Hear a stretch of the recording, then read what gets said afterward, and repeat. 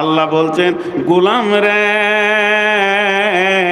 তোদের জন্য সম আমি যেটা বানিয়েছি, এটা একটা ডাইস, এটা একটা ফর্মা, এটা একটা আপনার কিনা তোকে মুত্তাকি বানানোর ফর্মা তৈরি করেছি। হে আমার গোলাম, রোজাটা কি বলা হয়? সুবিসাদিকের আগে, অর্থাৎ সাদা করে বোঝানোর জন্য বলছি, ফজরের আজানের আগে তুই যত পারবি লোড করে নিবি, খেয়ে নিবি, পান করে নিবি, আর সূর্য ডোবা পর্যন্ত তুই পান করতে খেতে পাবি না। এরই নাম সওম।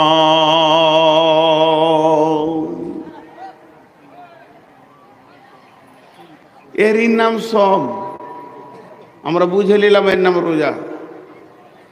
খাবি? আল্লাহ এক গিলাস পানি জানটা টানছে না, আল্লাহ আচ্ছা খাবো না, পান করব না, ভেদ ভেদ করে বকবো, গাঁওয়ালাকে নিয়ে একটু গিবত, পরনিন্দা, পরচর্চায় থাকবো না, খবরদার না। আল্লাহ ওগুলা বাদ দেন। আমি কোন বেটি ছেলের গায়ে হাত দিব না যে আমার গুনাহ হবে। যেটাকে আমি মহারানা দিয়ে বিয়ে করে নিয়ে এসছি, যেটা আমার হালাল, তো সারাদিন তো না খেয়ে আছি, তা একটু দুপুর থেকে আসর পর্যন্ত একটু গল্প গজলা করে গায়ে হাত টাত দিয়ে কোনো রকম কাটিয়ে নেব না। আমি গায়ে হাত বললাম, ইশারায় বুঝেন। কিছু জিনিস কিছু বুঝে নিতে হয়। আল্লাহ বলছেন না, হালাল বিবিটাও না, ভাত হালাল, রুটি হালাল, মাছ হালাল, মাংস হালাল। হারামের কথা বাদ দেন, আমার পূর্বের বক্তা বলে গেল সুদ খাওয়া হারাম, ওটা তো কথা বাদই দেন, রুটিটাও হারাম, দিনে খেতে পাবি না। কোন ধরনের ইবাদত রে বাবা? ইবাদতের প্যাটার্নটা কেমন, ইবাদতের ডাইসটা কেমন? খবরদার খাবি না। খাচ্ছে না, আপনি খাবেন না, আমি খাবো না, তাহলে আমরা যদি না খাই, হে আমার রব, এতে আপনার কি উপকার হবে, আপনার কি লাভ হবে? সংসারে যখন অভাব এসে যায়, তখন 3 বেলা পেট ভরে মানুষ খেতে পাই না, খাবার থেকে বিরত থেকে যেতে হয়। এক যুগে অভাব দেখেছে মানুষ, তবে কি হে আমার রব, আল্লাহর সানে এটা বলা বেয়াদবি, আপনাদেরকে বোঝানোর জন্য বলছি। হে আমার রব, রমজান মাসে কি আপনার গোডাউনে খাবারের কোনো টান চলে? তাই আপনি বান্দাদেরকে না খাইয়ে দিনটা পার করেছেন, ইবাদতটা এই প্যাটার্নে করেছেন জি না? কাগজ কলম নিয়ে বসে দেখবেন, রমজান মাসে অন্য মাসের থেকে 1.5 খরচা হয়ে যায়, বরং কম হয় না, বেশি হয়। অতএব আমার রব বলছে, খাবি না, পান করবি না, আর হালাল বিবিটার গায়ে হাত দিবি না। এটা কে চেয়ারে বসেছে? আপনার পিছনে একটা মুরব্বী আছে, আমাকে দেখতে পেয়েছে না, এবার কি করবেন? লাউ বসি আছে, ফের ট্যাং লড়াইছে এমনি করে, ওকে উঠতে বলছি তো আবার ট্যাং টেমনি করে সেলাই মেশিন চালিয়ে দিলে খানিক। ওর পেছনের মুরব্বীটা কষ্ট পাচ্ছে, খেয়ালি। দেখেন, প্রশ্ন একটা থেকে গেল, চলেন আর একটু আগে যাই। বিসমিল্লাহির রহমানির রহিম। قال رسول الله صلى الله عليه وسلم من صام رمضان إيمانا واحتسابا غفر له ما تقدم من ذنبه ومن قام قيام الليل إيمانا واحتسابا غفر له ما تقدم من ذنبه।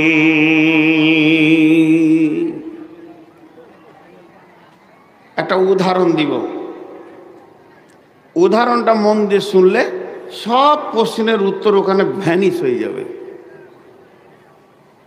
আপনাদের দিকে বাংলা ভাষা অনেক আছে, আমাদের দিকে বাংলা ভাষা নাই বললেই চলে, নাই, চিমনি ভাটা। তো মাটি ঢেরি লাগা আছে, মাটি ট্রাক্টরে ঢেলে দিয়েছে, ইট বানাবে। মিস্ত্রি এসে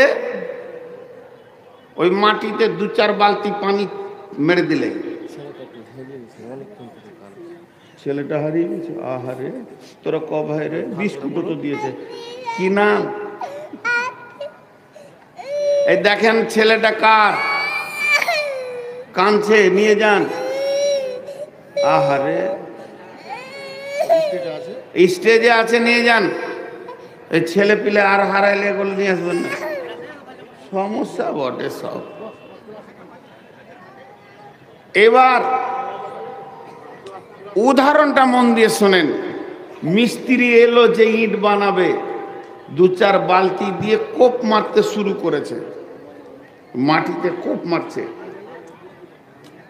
তখন মাটি মিস্ত্রিকে বলছে, তোর কি দোষ করলাম যে আমাকে কোপাইছিস কেন? তো মিস্ত্রি উত্তরে বলছে, চুপ কর, তোরই দাম বাড়বে।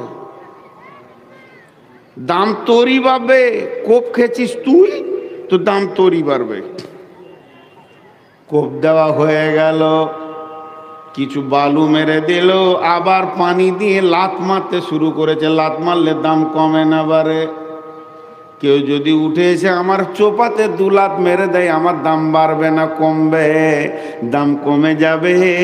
কিন্তু ওই মাটিতে যখন মিস্ত্রি লাত মারতে শুরু করেছে, একদম লাতের ওপরে লাত চালিয়ে যাচ্ছে, মাটি বলছে, ভাই আমি তোর বকরি চুরি করেছি না খাসি চুরি করেছি না গরু চুরি করেছি, এত লাত মারছিস? বলে, ধৈর্য ধর, দাম তোরই বাড়বে, তুই বুঝছিস না। লাত মারা হয়ে গেল, ফরমাতে ভরে দিয়ে 2টা গোঁতা মেরে দিলে, তখনও রাগ মিটেনি। তারপরে রোদে শুকাতে দিয়েছে, টনটনে হয়ে শুকিয়ে গেল। ভাইরা আমার, রোদে চলে গেলাম, পুড়ে গেলাম, শুকিয়ে গেলাম, ঠান্ডায় দে, বলে না, চলবে না, যত শুকাবি তোরই দাম বাড়বে। এরপরে ওটাকে ভাঁটাতে চড়াতে শুরু করেছে। ভাঁটায় যখন থক থক করে দিয়ে কালো কয়লাগুলো পাশে এসেছে, ইট বুঝে নিয়েছে এই বস্তুটা এমন একটা বস্তু, ও নিজে জ্বলবে আর একজনকে জ্বালিয়ে পুড়িয়ে ছাড়বে। তখন মিস্ত্রিকে বলছে, ভাই কি এমন অন্যায় করেছি, তুমি আমাকে জ্বালাবে পোড়াবে কেন? মিস্ত্রি বলছে, চুপ কর, যত ভালো পুড়বি তত দাম বাড়বে, আর ছালট হবি তা তোর মূল্য কমে যাবে। এরপরে দাও দাও করে 7 দিন 10 দিন চলে গেল। আগুনে ইটটা লাল সুন্দর হয়ে বের হয়ে এসেছে। তখন মসজিদওয়ালা, মাদ্রাসাওয়ালা, স্কুলওয়ালা কিনতে গেছে, ইট বুঝে ফেলেছে কত কষ্ট করে আমি কোপ খেয়ে লাত খেয়ে রোদ শুকিয়ে ভাঁটিতে পুরে এত দূর এসেছে, তাই আমার দাম এতটাই বেড়েছে। আমি মসজিদের দেওয়ালে লেগে সারা জীবন কালাম পাকের তেলাওয়াত শুনবো, আমি মাদ্রাসাতে যাব, আমি কলেজে যাব, ভার্সিটিতে যাব, কিন্তু যে ভালো করে পড়বে না তাকে রাস্তায় ফেলে পা দিয়ে হাঁটবে, ছালট বানিয়ে নেবে। তাহলে মাটি জানতো না যে তাকে কি বানানো হচ্ছে, কিন্তু যে বানাবে সে জানে কত গলা লাত লাগবে, কতক্ষণ পোড়াতে হবে, কত গলা কোপ লাগবে। তাই আমার আল্লাহ বলছেন, তোদেরকে না খাইয়ে রেখেছে, তুই কি মানবি তুই জানিস না, আমি আল্লাহ তোকে বানাচ্ছি রে, ধৈর্য ধরে থাক। ভোগ লাগবে তাও খাবি না, পিয়াস লাগবে পানি পান করবি না, মনের বাসনা আসবে স্ত্রীর গায়ে হাত দিবি না। যখন তুই আমার এই ডাইসের ভিতরে চলে আসতে পারবি, তাহলে তোরা কি হবি শুনেলে, আমি এই ইবাদতটা বানিয়েছি এই জন্য, লাআল্লাকুম তাত্তাকুন, যাতে করে তোরা মুত্তাকি হয়ে যাবি রে।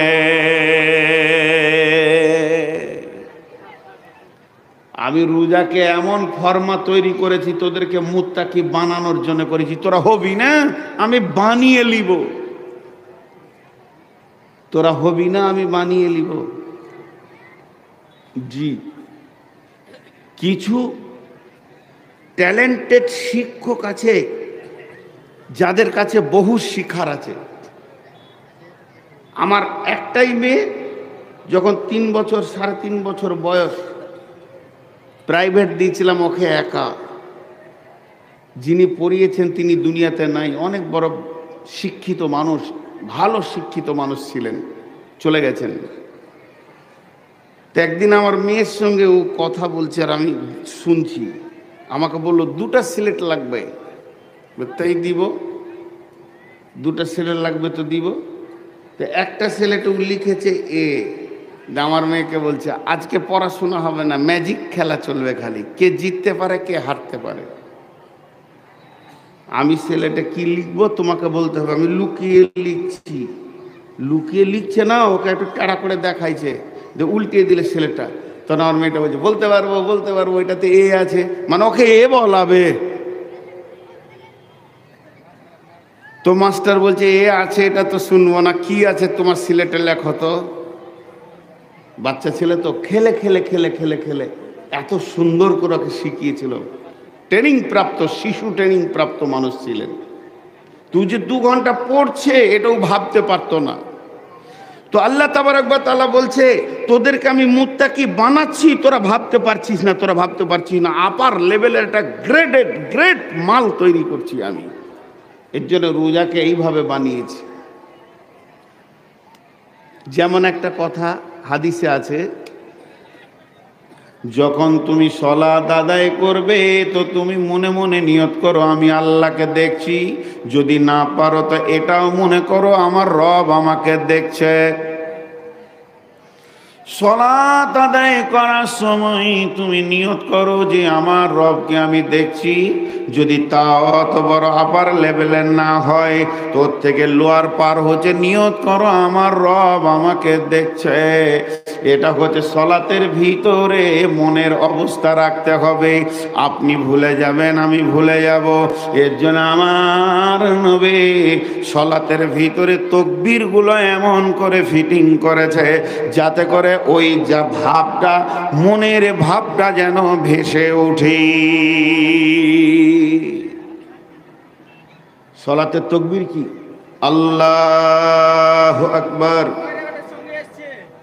আল্লাহু আকবার, আল্লাহু আকবার, আল্লাহু আকবার, আল্লাহু আকবার, আল্লাহু আকবার, আল্লাহু আকবার, আল্লাহু আকবার। সালাতের যত রুকুন চেঞ্জ করবেন খালি আল্লাহু আকবার শব্দ বলতে হবে, অন্য তাকবীর চলবে না। কিন্তু রুকু থেকে ওঠার সময় নবীজি আল্লাহু আকবারটাকে সরিয়ে দিয়ে একটা নতুন ভাষা দিয়ে দিলেন, সামি আল্লাহু লিমান হামিদা। তার মানে এটা বান্দা বলছেন সামি আল্লাহ, আমার আল্লাহ শুনছেন, হুলিমান হামিদা, সামি আল্লাহ, আমার ওই আল্লাহ শুনছেন। কি শুনছেন? লিমান হামিদা, আমি তার যা প্রশংসা করছি। তার মানে প্রতি রিকাতে একবার করে আল্লাহ হাজির আছে, আমরা জবান দিয়ে স্বীকার করি। আমাদের মন ধ্যান থাক আর না থাক, মন ধ্যান থাক আর না থাক, আমরা অটোমেটিক বলি। সালাতটা এমন ভাবে নবীজি ফিটিং করেছেন যে ওই হাদিসটার কাছে যেন ছাওয়া লেগে যায়, আমার আল্লাহ আমাকে দেখছে, এই কথাটা যেন হয়ে যায়। তার জন্য ওটা বলছে সামি আল্লাহু লিমান হামিদা। প্রতি রিকাতে একবার তুমি বলো তোমার আল্লাহ তোমার সামনে রয়েছে, তার স্বীকারোক্তি হয়ে যাবে। আর তুমিও বিশ্বাস করো যে আমার আল্লাহ আমার সামনে শুনছে, তাহলে সালাতটা কবুলিয়াতের প্ল্যাটফর্মে পৌঁছে যাবে। ওই রকম আমার রব এই সোমকে রোজাকে এমন ভাবে সৃষ্টি করেছেন, এর প্যাটার্নটা এত সুন্দর করে বানিয়েছেন, এই গলিতে যে ঢুকবে, এই জাইসে যে ঢুকবে, তাকে নতুন করে মুত্তাকি হতে হবে না, সে অটোমেটিক মুত্তাকি হয়ে যাবে।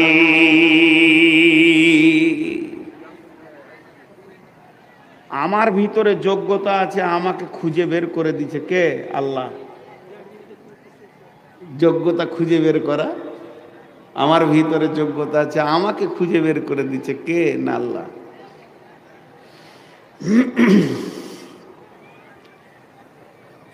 রমজান মাস রোজা রেখেছেন, হঠাৎ মায়ের অসুখ, ওষুধ আপনি রেখেছেন ধুলিয়ানে, ফার্মেসি বলছে গোটা ধুলিয়ানে চ্যালেঞ্জে ওষুধ পাবেন না, বহরমপুর যেতে হবে, মারলেন দৌড়। মা অসুস্থ, ছেলে বসে থাকতে পারে? রোজা রেখেই বহরমপুর, ওষুধ পেলেন 12টায়, নামছেন 2টার সময় বল্লালপুর হাটে, স্টেজ গাড়ি থেকে নেমে নদী পার হয়ে আপনি টোটো ধরে এসে বাড়ি ঢুকছেন, তখন হিস ফিসিয়ে মুখ লাল, এক গিলাস পানি নাই, এক ঢোক পানি নাই, সেই ভোরে খেয়েছেন, ক্লান্ত, গরম। বিবিকে ইশারা করে ডেকে বলছেন, আজ তো একবার সাবমার্সেলটা চালিয়ে দে, লুঙ্গিটা নিয়ে তো গোসলটা করি। ঠোঁট শুকিয়ে গেছে। দেখেন মুত্তাকি কাকে বলে। আপনি গোসলে নামলেন, শাওয়ার পানি ঝরঝর ঝরঝর করে, শীতল ঠান্ডা পানি রানিং একদম সাবমার্সেবল মেনি থেকে আপনার মাথায় পড়ছে। বিবি আপনার লুঙ্গি গামছা ধরে দাঁড়িয়ে আছে, আপনি শরীরগুলোকে হাত দিয়ে দিয়ে মেসেজ করে মহিলাগুলো ছাড়াচ্ছেন, আর ওই ঠান্ডা পানিটা নাকের মুখের ওপর দিয়ে বয়ে ঠোঁটের ওপর দিয়ে যেন তার তরঙ্গ নিচে দিয়ে নামছে। যখন পানিটা ঠোঁটের দিকে আসে, তখন মুখটাকে আপনি আরো চেপে ধরছেন যাতে করে যেন ভিতরে না ঢুকে যায়। এটাকে পৃথিবীর কেউ জানে না। 3 ঘোঁট পানি যদি আপনি আমি খেয়ে নিই, আল্লাহ ছাড়া কেউ জানবে না। আমিটা যে ভিতরে পানিটা আসতে দিলাম না, এটা মানুষের ভয় নয়, এটা রবের ভয়ের জন্য করেছি। শুধু তাই নয়, এবার 2 রেখাত 4 রেখাত সালাত আদায় করলাম। সালাত আদায় করে ঘরের ভিতরে শুয়ে গেলাম, খাটের ওপরে ফ্যানটা হালকা করে ছেড়ে দিয়েছে, একটা ভিজে গামছাকে গায়ের ওপরে নিয়েছি, আর সহ্য হচ্ছে না। কিন্তু খাটের নিচে মাছ আছে, মাংস আছে, রুটি আছে, ভাত আছে, আর সামনে ফ্রিজে কোল্ড ড্রিঙ্কস আছে, কোকোকোলা আছে, থামস আপ আছে, ম্যাঙ্গো জুস আছে, ঠান্ডা পানি আছে, রসগোল্লা আছে, ল্যাংচা আছে, চমচম আছে, আর ঘরের দরজা লাগানো আছে, পর্দা টানা আছে, হুড়কা লাগানো আছে। পৃথিবীর কেউ জানবে না, যদি আপনি একটা পেট ভরে খেয়ে নেন কেউ বুঝবে না। তারপরও সামান্য ন্যূনতম মুখে আমি দিছি না, তো কেন? এর উত্তর হবে একমাত্র আল্লাহর ভয়। আপনার দিল তখন বলছে, আমি রোজা তো বিবির জন্য রাখিনি, মায়ের জন্য রাখিনি, ভাইয়ের জন্য রাখিনি, ছেলে মেয়ের জন্য রাখিনি, আমি যার জন্য রোজা রেখেছি 1 ঘুঁট খেলে সেই আল্লাহ আমার রোজা কবুল করবে না। সেটা তো গেলই গেল। আপনি জওয়ান, বিবিও জওয়ান, 2 জন পাশাপাশি শুয়ে দুপুর বেলায় গল্প করছি, একটু হাসি খেলা করে সময়টা কাটিয়ে নিলাম, কিন্তু মনটা আর আমি গভীরে নিয়ে গেলাম না। কেন? আমার রব মানা করেছে ওই মেয়েটির গায়ে তুই হালাতে রোজাতে হাত দিবি না। তাহলে আমি ভাত থেকে বাঁচলাম, রুটি থেকে বাঁচলাম, মাছ মাংস থেকে বাঁচলাম, কোল্ড ড্রিঙ্কস থেকে বাঁচলাম, পানি থেকে বাঁচলাম। শুধু তাই নয়, নারীও থেকে নিজেকে বাঁচালাম। আমার আল্লাহ বলছে, এবার তুই কাগজ কলম নিয়ে বসে যা রে বান্দা, আমি তোকে মুত্তাকি বানিয়েছি কি না তুই দেখ। কত সুন্দর তুই পরেজগার হয়ে গেছিস। রমজান মাসে বিবির সঙ্গে একটু হাসি খেলার কথা করে নিয়েছি, রাত্রিতে আমাকে সাহারি খেতে হবে, এর জন্য আমি ভোরবেলায় গোসল সেরে নিয়েছি। কারণ গোসল সেরে আমাকে নিতেই হবে রোজার জন্য সময় থাকলে। তাহলে আমার রব বলছে, একটিবার ভেবে দেখ, আমি যেমনটা মুসলমান তোদেরকে চাইছি তোরা হয়েছিস কিনা। তাহলে আমার রোজা এমন একটা ডাইস, আমার রোজা এমন একটা ফরমা, এর ভিতরে যে ঢুকবে সেই মুত্তাকি হয়ে যাবে।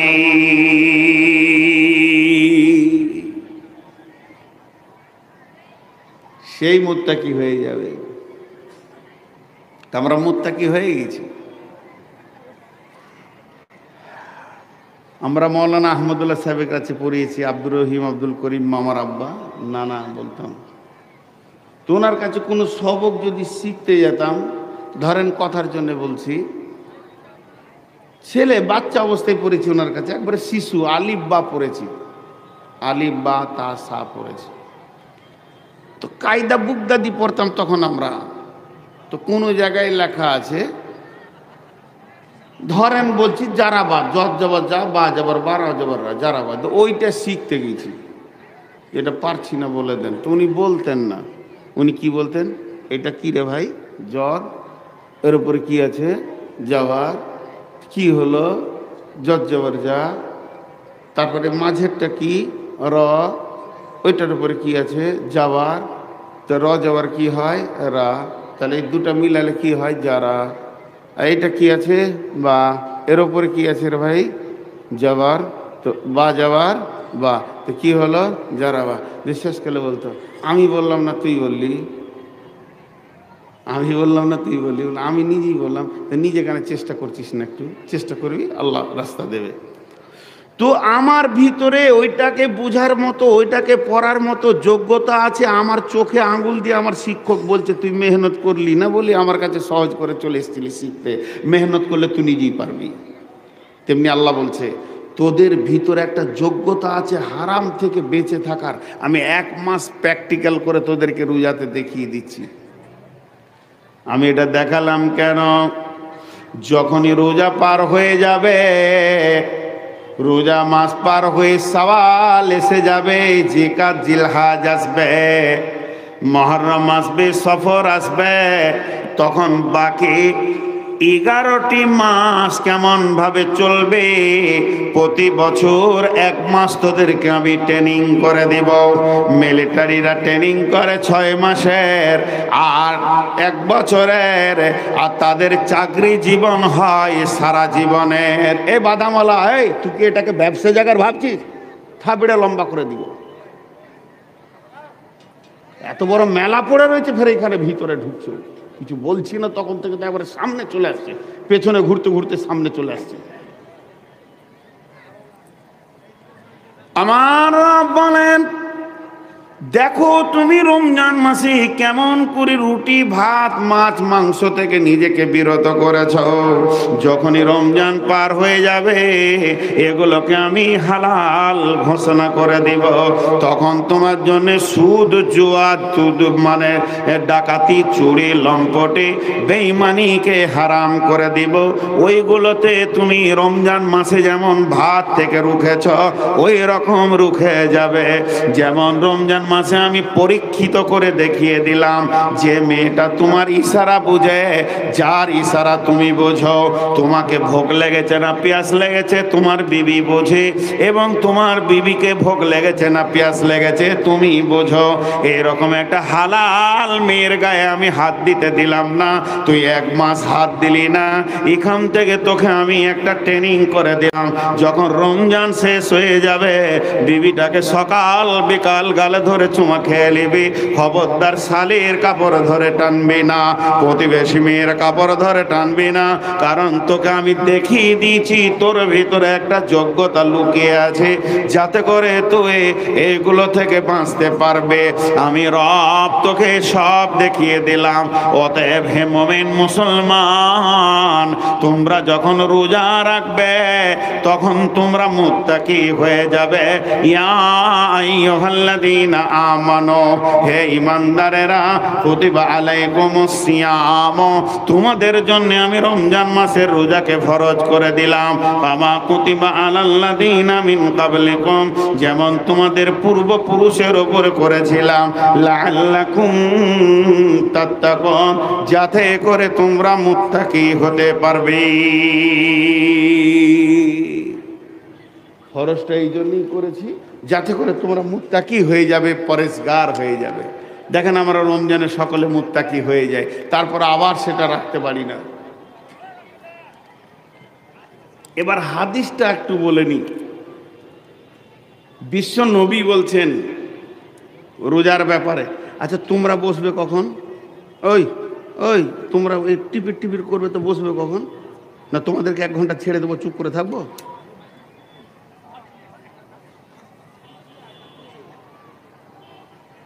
ইউটিউবাররা উপকার বড় করছে, কারণ এখন বায়ান করছি অসময়ে আপনারা শুনতে পেয়েছেন, এটা খারাপ নয়, এটা কাজের কাজ হচ্ছে। মরে গেলেও আপনারা শুনবেন, কিন্তু ওরা হুঁশ করছে না, যখন বকছে তো কাকা আগে থেকে ঠিক করে রাখি। আর একদিনও বলবে না যে মৌলভী সাহেব চলেন আমার ঘরে মুরগা দিয়ে ভাত খান, জীবনে বলবে না ওরা। একটা সময় খেপা কোথাকার একটা পান নিয়েও দেখা করে না, তাহলে জান জ্বালিয়ে ছেড়ে দেয়। তো হাদিসটার ভিতরে কি লুকানো রয়েছে শর্ত দেখেন। বিশ্বনবী বলছেন, মান সামা রমাজানা ঈমানা ওয়া ইহতিসাবা গুফিরা লাহু মা তাকাদ্দামা মিন জামবি।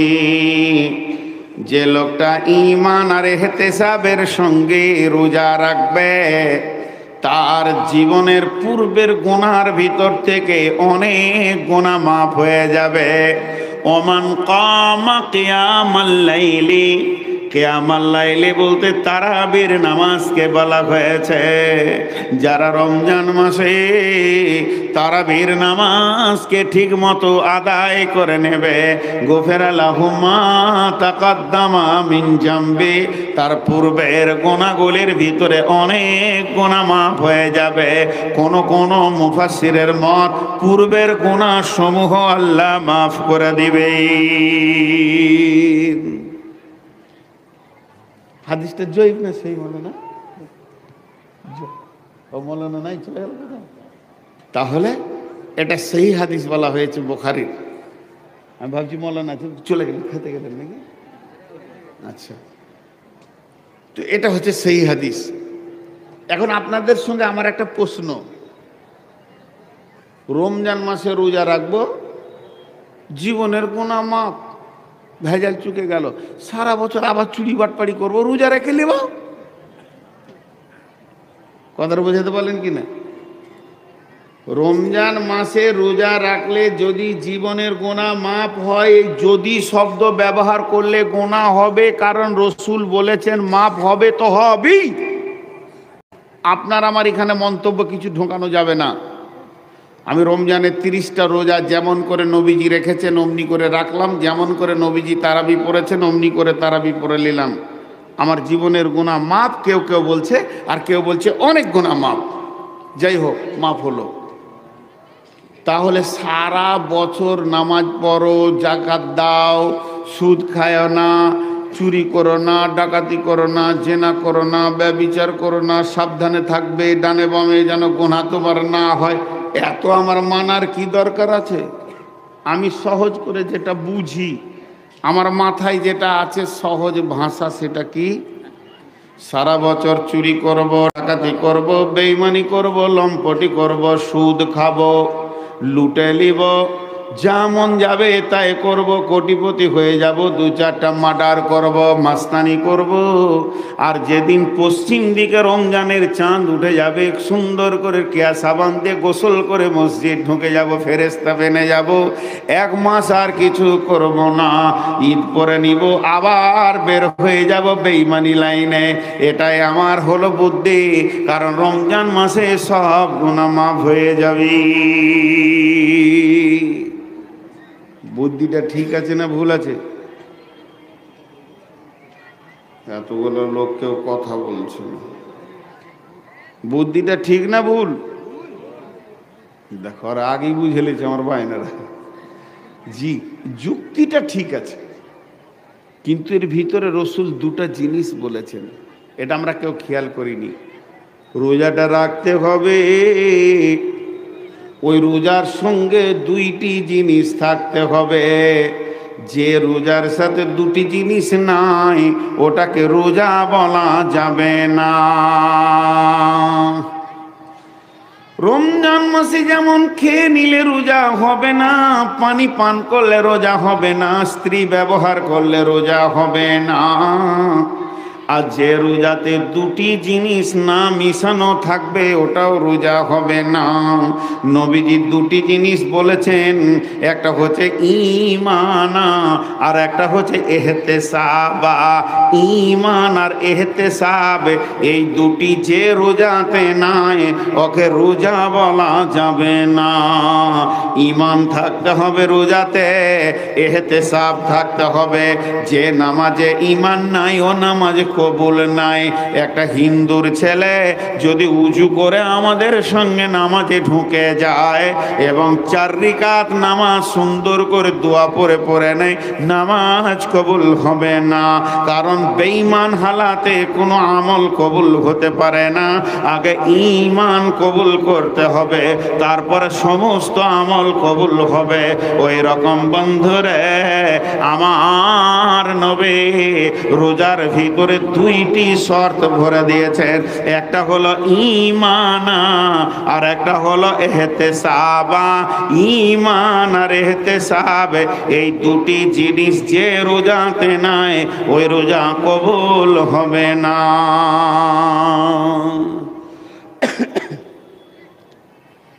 একটা উদাহরণ দিচ্ছি,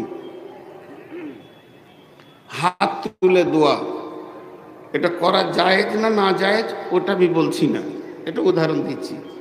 মনে করলেন রমজান মাসে ইমাম সাহেব সবে কদর রাত একটু জেগেছে, তো কিছু যুবক গাঁয়ের লোক খুব নামাজ তসবিহ সালাতুত তসবিহ কি কি কি কি ইবাদত করে সারা রাত কাঁদছে। আল্লাহ মাফ করো, ভালো জিনিস, খুব ভালো জিনিস।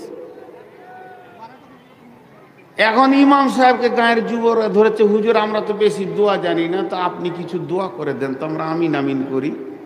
এখন এই রকম করা যাবে না যাবে মুফতিদেরকে শুধাবেন, ওটা আমি ফতোয়া দিচ্ছি না, আমি উদাহরণ দিচ্ছি বেঈমানরা কেমন হয়। এবার ইমাম সাহেব বলছি তাহলে সবাই হাত তুলেছি, শুরু করলে এই আল্লাহ তুমি আমাদের রোজাকে কবুল করে নাও, আমাদেরকে মাফ করে দাও, ক্ষমা করে দাও, আমাদের মা বাপদেরকে মাফ করে দাও, আমাদের ঋণ শোধ করে দাও, অভাব দূর করে দাও। মাবুদ গো, যারা অসুস্থ আছে তাদেরকে সুস্থ করে দাও। হে আল্লাহ, আমাদের ভিতরে অনেক লোক এমন আছে আমরা জেনা করেছি, চুরি করেছি, মিথ্যা কথা বলেছি, বেঈমানি করেছি, চুগলখড়ি করেছি, মাবুদ তুমি মাফ করে দাও। অঝর নয়নে সবাই কাঁদতে শুরু করেছে, আল্লাহ মাফ করে দাও, সৌভাগ্য রমজান পেয়েছি, আল্লাহ মাফ করে দাও। ইমাম সাহেব কাঁদছেন, মজ্জেন কাঁদছেন, হাজি সাহেব কাঁদছেন, গাজী সাহেব কাঁদছেন, ডাক্তার সাহেব কাঁদছেন, মাস্টার সাহেব কাঁদছেন, মুসল্লিরা সবাই অঝোর নয়নে কাঁদছে। এর ভিতরে একজন বসে আছে, সে খালি সুখা আমিন বলছে আমিন, আর মনে মনে বলছে কবুল হতেও পারে নাও পারে। আল্লাহ বলছে বেঈমান রে, তোর এই জিনিসটা দিলের ভিতরে কেমন করে এলো? কবুল হতেও পারে না পারে, আল্লাহর ব্যাপারে এই ধারণা করা যাবে না। সেই হাদিসের মধ্যে আছে, আমার রব বলছে বান্দা আমাকে যেমন ধারণা করবে আমি তার সাথে সেই রকম ব্যবহার করব। অতএব তোর ধারণা থাকবে আমার নামাজ কবুল হবে, আমার রোজা কবুল হবে এবং আমার জীবনের গুনাহ মাফ হবে। হাজি আমি মৌলভী সাহেব মানুষ, আরো 4-5 জন মৌলানা আমার সঙ্গে গাড়িতে বসে আছে, আর ইফতারের 20 মিনিট আগে শ্বশুর ঘর ঢুকে পড়েছি আমি, কোনো ফোন নাই কিছু নাই। তা আমার শ্বশুর আমাকে দেখে আর এই মৌলভীটিকে দেখে চুমকে উঠেছে। কি করবো রে, সব দিন তো সবারই ঘরে ভালো খাবার থাকে না, তো মনে মনে করছে যে জামাই একটা ফোনও করলে না, আসলে তো আগে থেকে ব্যবস্থা করতাম। আচানক ঢুকে গেছে, আমারও ছিল না কথা ঢোকার, ঢুকে গেছে। 4টা শালা চারদিকে দৌড়লো। আমার শ্বশুর বললো একদম, এই তুই মুরগি লিয়ে আই, তুই ফল নিয়ে আই, তুই মুড়ি টুড়ি চপ পেঁয়াজি নিয়ে আই, এই তুই মিষ্টি নিয়ে আই। 4টা বহু চারদিকে দৌড়ছে, একজন থালা হাঁড়ি ধুতে লাগলো, একজন শরবত করতে লাগলো, একজন তাড়াতাড়ি করে একটা তরকারি বানাতে লাগলো, পেঁয়াজ টেঁয়াজ রেডি করছে, মুরগি আসছে, মানে কি? আর আমার শ্বশুর, আমার শাশুড়ি বুড়ি মানুষ, সেও একটা বটি নিয়ে বসে পড়েছে, আর আমার শ্বশুর খালি বারান্দায় পাইচারি করছে আর বলছে উফ কি করে সম্মান রাখি রে কি। তার মানে আমার আগমনে, আমার বন্ধুদের আগমনে আমার শ্বশুর বাড়ি যেটা স্থির হয়ে তারা বসেছিল হঠাৎ চঞ্চল হয়ে গেল, দরাদরি লেগে গেল। তাহলে তারা আমাকে কত ভালোবাসে। সেই লোকগুলি তো বসে বসে গল্প করছে না, ভাই কিছুই তো ব্যবস্থা করতে পারলাম না, খালি ঘন ঘন বলছে, তা তো নয়। তারা বাইক নিয়ে বেরিয়ে গেল, নিশ্চয়ই তারা ব্যবস্থার জন্য বেরিয়ে গেছে। আর এই অবস্থায় আমি হেড মৌলানাকে বলছি আমতলার, হুজুর এমন ঘরে বিয়ে হয়েছে, খেতে দিতেও পারে না পারে। এটা যদি আমার শ্বশুরের কানে পড়ে যায় তাহলে আমার শ্বশুরের কলিজাটা খান খান হয়ে ফেটে যাবে। বলবে, রে বেঈমানের বাচ্চা, তোর আগমনে আমার চারটা ছেলে চারদিকে বেরিয়ে গেছে, আমার বৌমারা পাগল হয়ে গেছে, আমার বিবিটাও পাগল হয়ে গেছে। এই অবস্থায় তোর মনে এটা ঢুকলো কি করে, খেতে দিতেও পারে না পারে। অতএব বন্ধুরে, পৃথিবীতে যখন রমজানের আগমন ঘটে তখন আসমান জগৎ তোলপাড় লেগে যায়, জান্নাতকে সাজানো হয়, জাহান্নামের দরজায় তালা মেরে দেওয়া হয়, বা শয়তানকে বন্দি করে দেওয়া হয়। গোটা আসমান জগৎ ফেরেশতা জিবরাইল মিকাইল যেন দরাদরি লেগে গেছে। আমার রব বলে, রে আমার গোলাম ফেরেশতা, আমার সামনে গুনার দপ্তরগুলো নামিয়ে দে আমার গোলামদের। আমার গোলামরা রোজা রাখবে আর আমি গোটা মাস তাদের মাফ নিয়ে ব্যস্ত থাকবো রে। আমার আল্লাহ মাফের জন্য নতুন কেবিন তৈরি করে দিয়ে ব্যস্ততায় পড়ে যায়। আর এই অবস্থায় যদি কোনো গোলাম মনে করে আমার রোজা কবুল হতে পারে না পারে, এর মতো বড় বেঈমান আর পৃথিবীতে হতে পারে না। আমার আল্লাহর দিলে অনেক চোট লেগে যায়। গোলাম রে, তোর মাফের জন্যই আমার এত বড় আয়োজন, আর তোর দিলের ভিতরে কেন এত নোংরা কথাটা ঢুকে রয়েছে, এটাকে তুই দিল দিয়ে সাফ করে দে। এর জন্য বিশ্বনবী বলছেন, যখন রমজানের আগমন ঘটে যায় তখন জেনে লাও আল্লাহর মাফের আগমন ঘটে যায়। অতএব তুমি ঈমানের সঙ্গে রোজা রাখবে। ঈমানটাকে সারা বিশ্বের কার রোজা কবুল হলো আর না হলো এটা আমার দেখার দরকার নাই, আমার রোজাটা কবুল হবেই, এটা 100% বিশ্বাস রেখে তুমি রোজা শুরু করে দাও। আমার রবের নবী বলছেন, তোমার পূর্বের গুনাহ মাফ হয়ে যাবে।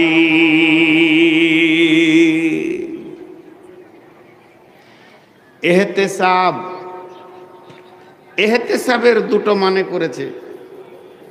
এহতেসাব মানে রোজার নিয়ম কানুনকে ঠিক রাখা।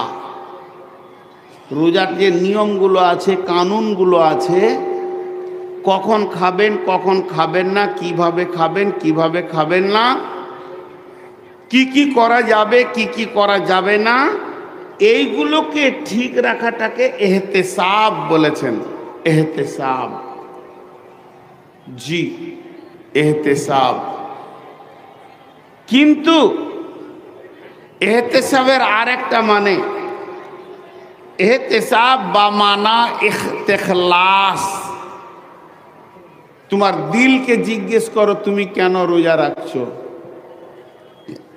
এইখানটা নিয়তটা কি, তোমার তোমার নিয়ত কি, রোজা রাখার নিয়তটাকে জিজ্ঞেস করো।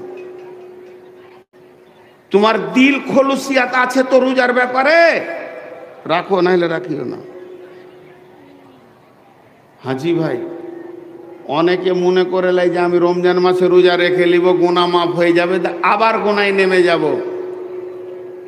আল্লাহকে বোকা পেয়েছেন যে আপনি ওই রকম নিয়তে ঢুকবেন? জি ভাই,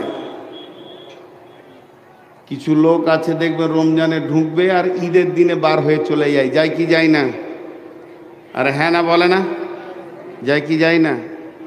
রমজান মাসে চাঁদ উঠলো, মসজিদ ঢুকে গেল, তারাবি পড়ছে, রোজা রাখছে, ঘন ঘন মসজিদ যেছে, ঘন ঘন ফতোয়া জিজ্ঞেস করছে, আর মসজিদে শুই শুই সময় কাটাচ্ছে, মনে হচ্ছে যেন এর মতো মুসাল্লি আর কেউ নাই। যখনই রোজা 25টা হয়ে গেল, আর মাত্র 5 দিন, রোজা 26টা হয়ে গেল, আর 4 দিন, রোজা 30টা হয়ে গেল, ঈদের চাঁদ উঠে গেল। সকালবেলায় উঠে গোসল করে আতর খুশবু পরে নতুন জামা পরে ঈদগাহে গিয়ে ঈদের নামাজ পড়ে নিয়ে ঈদের মসজিদে বিড়বিড় করে বলছে, মসজিদ রে, তোর কাছে অনেক দিন এসেছিলাম, মাফ করে দিবি, বেঁচে থাকলে আগামী রমজানে দেখবো আর মসজিদ ঢুকবো না, পারলে জুমার দিনে আসবো, যদি কাজ থাকে তো আর আসবো না। এই বলে যারা বিদায় নিল এরা প্রকৃত রোজাদার নয়। আল্লাহ রসুল বলছে তোমার কাছে এহতেসাব নাই, অতএব তোমার রোজা কবুল হবে না। এইরকম লোক আপনাদের এলাকায় আছে? এই মৌলানা, ওই আমার পরে কে আছে? হ্যাঁ, নিয়ে আসেন, যে আছে ওকে নিয়ে আসেন। আস্তে আস্তে সময় চলে যাবে। কথাটা দেখেন কেমন। আমার ওধার থেকে ফোন আসছে, সরাসরি বলে দিচ্ছি, ভালো কথা, চাপ দিয়ে নিয়েছেন। আমি একদম 9:30 বাজবে তো উঠে হাঁটা দিব, তখন বলবেন না যে কেন মাইক ছেড়ে দিয়েছেন। তার আগে বক্তালি আসেন। এই জায়গাটা 1 মিনিট বোঝেন, একটা উদাহরণ দিব। উদাহরণ, আরে ভাই আপনারা আপসে কথা বলিয়েন না। আমার আজকে প্রকৃত জালসা হচ্ছে শ্যামুলতলা, ফারাক্কার ওই পারে শ্যামুলতলা মাদ্রাসার জালসা। প্রায় 11 মাস আগে ডেট নিয়েছে, এনারা ডেট চেঞ্জ করে খুব চাপ সৃষ্টি